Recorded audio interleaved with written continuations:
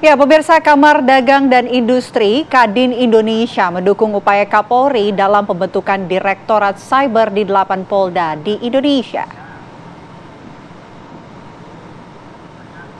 Ketua Umum Kadin Indonesia, Anindya Bakri, menyatakan langkah ini bukan hanya sekedar respon terhadap tantangan zaman, namun merupakan langkah strategi yang sangat penting untuk menjaga keamanan dan ketertiban masyarakat, terutama di era digital yang terus berkembang pesat.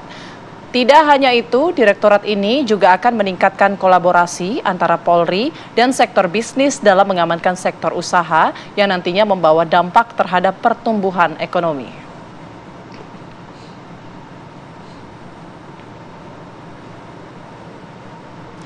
Dan untuk membahas langkah Kapolri dalam pembentukan Direktorat Tindak Pidana Perempuan dan Anak dan Pidana Perdagangan Orang Bareskrim Polri, serta pembentukan Direktorat Reserse Siber di 8 Polda. Saat ini kita sudah bergabung secara virtual dengan Karopenmas Divisi Humas Polri, Brigjen Pol Trunoyudo Wisnu Andiko, dan Wakil Ketua Komisi 3 DPR RI Habibur Rahman. Selamat siang Bapak-Bapak. Selamat siang, Mbak. Assalamualaikum. Selamat siang, Pak. Waalaikumsalam warahmatullahi wabarakatuh. Mungkin saya mau ke Pak Trunoyudo terlebih dahulu. Pak Trunoyudo, mungkin bisa dijelaskan sebetulnya apa latar belakang pembentukan Direktorat Tindak Pidana Perempuan dan Anak dan juga Pidana Perdagangan Orang Polri. Silakan, Pak. Ya, terima kasih Mbak Putri, Mbak Vena. Selamat siang, Pak Habibur Rahman. Kami jelaskan. Era globalisasi tentu menjadi tantangan tersendiri, terkhususnya lagi pada konteks perkembangan kejahatan. Tentu pemerintah dalam hal ini hadir dengan adanya perubahan-perubahan instrumen pada kebutuhan organisasi khususnya di Polri dan juga secara struktur yang telah dibentuk. Bapak Kapolri juga menyampaikan di mana Bapak Presiden Jokowi mengeluarkan Perpres nomor 20 tahun 2024 sekira Februari tahun 2024. Tentunya hal ini merupakan bagian dari tindak lanjut Bapak Kapolri sebagai suatu komitmen Polri memberikan suatu pelayanan, perlindungan, dan terkhususnya lagi juga dalam rangka untuk melakukan proses penegakan hukum yang secara strategis. Karena di sini juga akan mengemban fungsi kolaborasi atau koordinasi dengan stakeholder, kementerian, lembaga terkait, dan tentunya ini juga bisa dijadikan suatu langkah secara strategis dan tentunya bisa memberikan perlindungan dan pelayanan kepada masyarakat. Begitu Mbak Putri, Mbak Vena. Oke, Pak Trunoyudo, apakah kelembagaan direktorat yang ada selama ini memang belum memadai begitu untuk menangani permasalahan PPA dan juga PPO ini? Ya, sejauh ini dalam peraturan kepolisian, ya dalam susunan organisasi dan tata kerja, khususnya lagi lebih khusus di Bareskrim, sudah ada terkait dengan dugaan tindak pidana tipid PPA dan PPO ini ditangani oleh Direktorat Tipidum Bareskrim. Namun perkembangan tadi kami sampaikan era tantangan saat ini, globalisasi dan tantangan pada konteks perkembangan kejahatan, tentu dalam langkah optimalisasi dan langkah proses penegakan hukum dan kerjasama yang strategis dalam menangani tindak pidana PPA dan PPO, maka komitmen Kapolri ini mengembangkan berdasarkan Perpres tersebut, maka berdirilah direktorat yang nantinya dipimpin oleh Brigjen Desi, seorang polwan, yang kemudian juga ini sebagai langkah yang memiliki fungsi tugas baik itu selain pelayanan, perlindungan, juga proses penegakan hukum, juga koordinasi dan kerjasama. Baik, saya mau ke Bang Habib. Bang Habib, kalau dari DPR sendiri menilai bagaimana dengan pembentukan Direktorat Siber dan juga Direktorat Tindak Pidana PPA dan juga PPO ini seperti apa, Bang?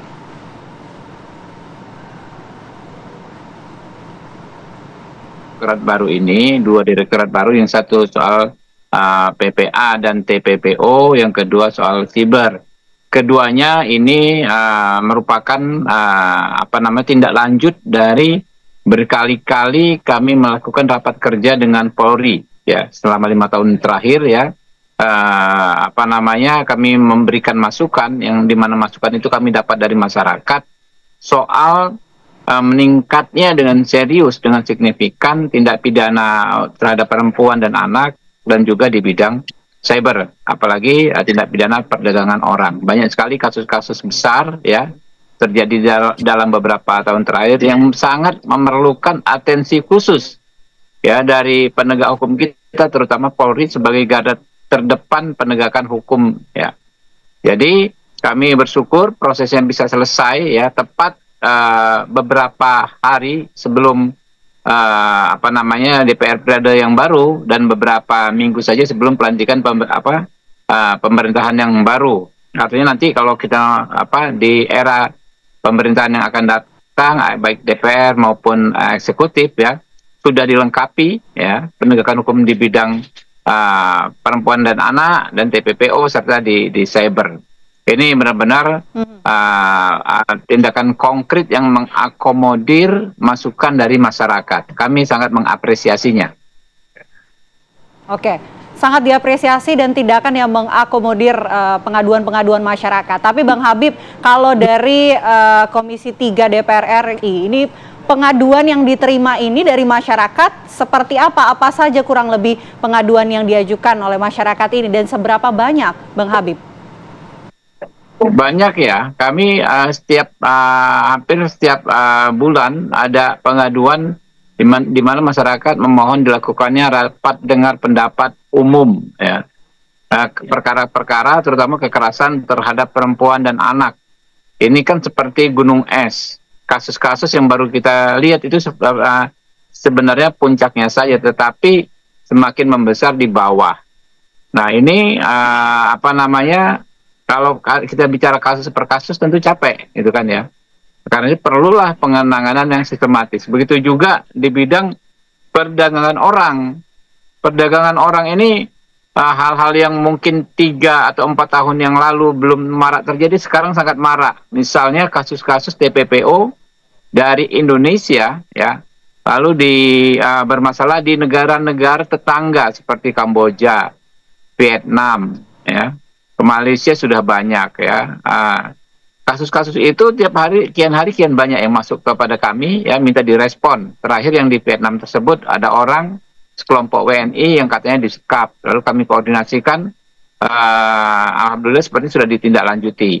Nah dengan adanya direktorat baru ini, saya pikir ke depan ya respon akan lebih cepat. Nah jangan lupa soal cyber, Mbak ya. Cyber ini bisa berbagai dimensi tindak kejahatannya, mulai dari tindak kejahatan berlatar belakang ekonomi ya, pemerasan, skimming ya,